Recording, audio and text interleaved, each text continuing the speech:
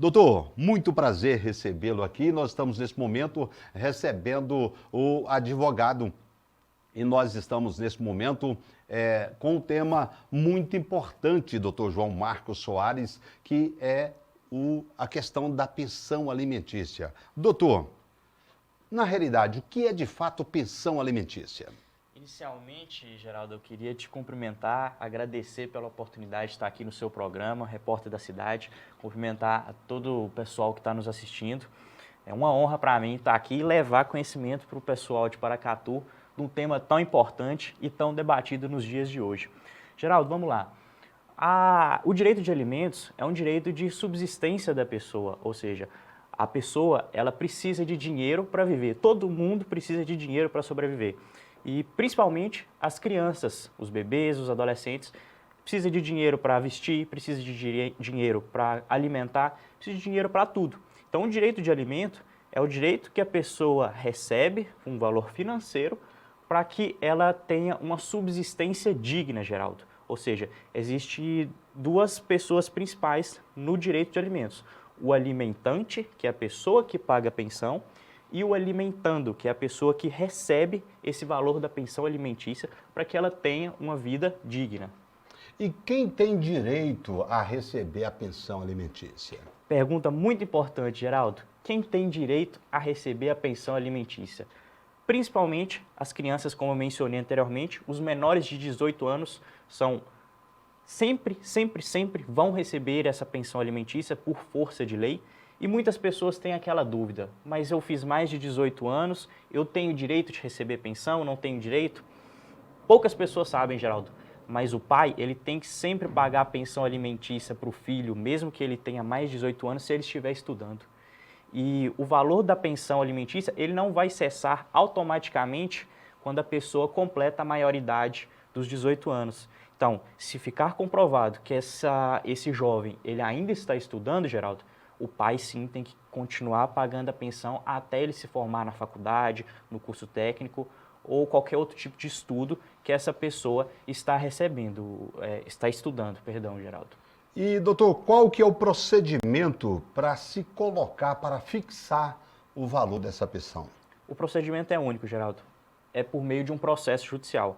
Porque é por meio de um processo judicial que o juiz vai aferir essa necessidade do alimentando, que é a pessoa que vai receber a pensão, e vai analisar a possibilidade financeira da pessoa que vai pagar essa pensão alimentícia. Então, sempre tem que procurar um advogado, para o advogado ingressar com a ação judicial, postulando alimentos, para que essa pessoa seja beneficiada e seus direitos sejam resguardados, Geraldo. E o povão fala de vez em quando assim, doutor, eu ganho só salário mínimo, eu posso dar só 30%, o juiz acata? Isso aí é muito relativo, Geraldo. Esse é um ditado que todo mundo que é do direito escuta. Nossa, mas é sempre 30%, é 30%. A lei, Geraldo, ela não estabelece quanto que tem que pagar de pensão alimentícia. A lei fala sobre duas questões que eu mencionei anteriormente. Necessidade financeira da pessoa que vai receber a pensão e possibilidade financeira da pessoa que deve pagar essa pensão. Então, não existe, que isso fique bem claro, não existe nada na lei que mencione o mínimo é 30%, o mínimo é 20%. Cada caso, Geraldo, é um caso. Então, isso é averiguado por meio de um processo judicial para que o juiz veja a possibilidade do pai de pagar a pensão e a necessidade financeira do filho de receber. Porque o que acontece? Tem muitos filhos, Geraldo, que às vezes tem um problema de saúde, então ele precisa de um valor de pensão a mais. E um pai que tem uma condição financeira mais alta, ele não vai pagar só 30%. Então, como eu sempre digo, cada caso é um caso, o caso deve ser estudado pelo juiz, pelos advogados, pelo promotor também que vai promover um parecer. Então, isso tudo tem que ser analisado detidamente para que nenhum direito seja ferido. Seja o direito do pai de não atrapalhar esse valor da pensão na sua própria subsistência, porque o pai também, quando ele paga a pensão, ele não pode pagar um valor, ele não consegue pagar um valor que seja muito exacerbado. E também o filho ele não pode ficar à mercê de uma quantia ínfima se o pai tem condição de pagar um valor mais alto, Geraldo.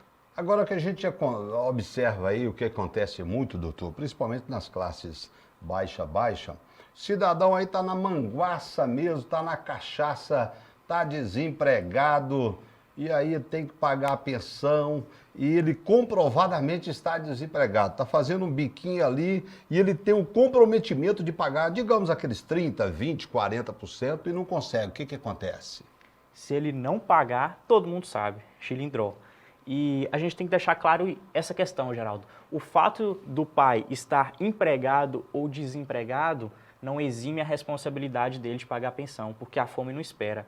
Então, por mais que o pai não tenha um emprego fixo, não tenha um emprego formal, ele tem que procurar meios de manter uma vida pelo menos digna para o seu filho. Então, se ele não cumprir isso, existem consequências em relação a isso. Como eu disse, a prisão, pelo rito da prisão, a execução de alimentos pelo rito da prisão, e também tem o outro rito da penhora, que pode penhorar carro, pode penhorar casa, pode penhorar valores financeiros no banco. E, como eu sempre falo, se o filho tem que receber o valor da pensão nesse mês, o pai atrasou, já ingressa com a ação judicial, não deixa virar uma bola de neve, porque infelizmente a gente vê muito isso na prática, Geraldo. Às vezes o filho espera, aí, juntamente com a mãe, né?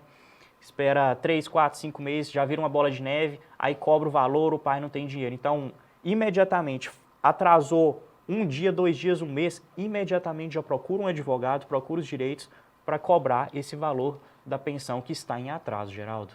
Doutor, um caso bem diferente. Uma mulher grávida, ela pode receber pensão alimentícia do ex. Acabou. Está ali com 3, 2, 4 meses. E normalmente a mulher precisa, né, de um dinheirinho, principalmente nesse período de gestação. Sim, é muito importante, poucas pessoas sabem, Geraldo, que é direito da mulher receber os alimentos gravídicos. O que significa alimentos gravídicos? Alimentos gravídicos são aquele direito da pensão da mulher receber durante o período da gestação, porque a gente sabe que tem muitos gastos, não só gastos quando o filho nasce, mas também antes dele nascer. Então, a mulher pode ingressar com o bebê na barriga, ingressar com a ação judicial chamada alimentos gravídicos contra o ex-companheiro para que postule em juízo um valor de pensão. Então, isso aí tem que ficar muito claro para toda a população que é direito da mulher, sim, desde que ela comprove para o juiz que ela teve um relacionamento passado com aquele rapaz, por meio de conversas de WhatsApp, por meio de fotos, testemunhas, qualquer tipo de prova que demonstre essa relação que ela teve com o rapaz, isso aí vai ser juntado no processo inicial para que ela peça liminarmente que o valor dos alimentos gravídicos sejam fixados, para não ter que demorar até ter a sentença do juiz. Então isso é muito importante. Mulher, se você estiver grávida, o seu ex-companheiro não te auxiliar durante o período da gestação, você pode sim postular a ação de alimentos gravídicos em face desse ex-companheiro, Geraldo. Doutor, um caso inusitado. Rapaz, de repente, pagando a pensão ali, aquele negócio todo, faz o exame, não é dele. E aí? Isso aí acontece demais, só que vamos partir para a prática, Geraldo. Não acontece desses alimentos que foram pagos retroagir, porque os alimentos eles são personalíssimos, então o juiz ele não vai determinar que um ressarcimento em prol do pai. Isso aí realmente é direito do pai postular, mas na prática a gente vê que isso não acontece. É direito de você postular o que você quiser em juízo.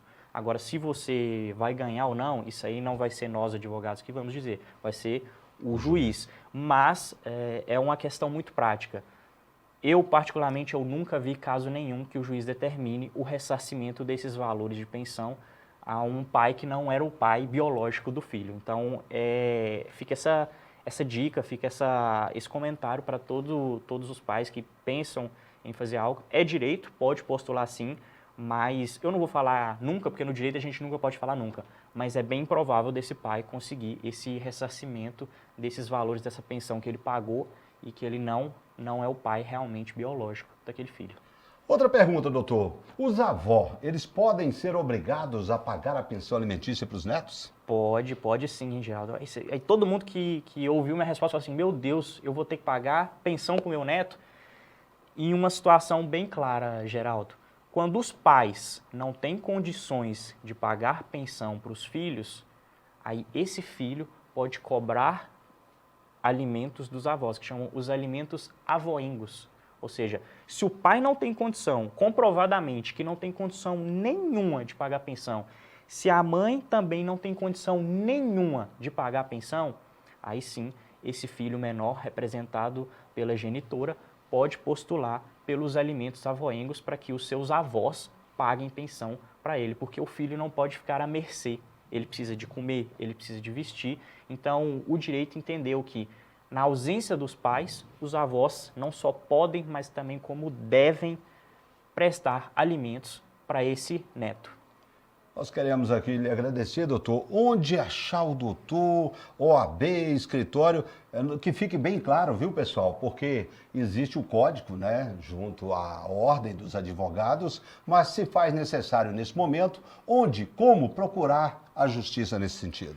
Exatamente, Geraldo. Para quem quiser conversar comigo, tem o meu Instagram, que é @joaomarcos.advocacia. Se quiser me procurar também pela OAB, mas eu não vou citar sobre escritório assim por questão ética, mas podem me procurar pelos meus meios da rede social, o Instagram, joaomarcos.advocacia, ou na OAB também, ligando lá, pedindo para conversar comigo, ou pelo meu número de telefone, que é o 99959-8119, repetindo, 99959-8119. Então, por esses meios, qualquer pessoa pode entrar em contato comigo para qualquer tipo de questão.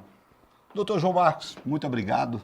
Seja sempre muito bem-vindo. Eu que agradeço pela oportunidade de estar aqui, Geraldo. Seu programa que é fantástico, já acompanha há um tempo, é a segunda vez que eu participo dele, agora de forma ao vivo, uma outra oportunidade foi de forma gravada, e me coloco à disposição sempre para somar e ajudar ao seu programa, a você e a toda a população de Paracatu. Esse rapaz é um gentleman. Fica à vontade aí, doutor. Tudo de bom. Deus te abençoe.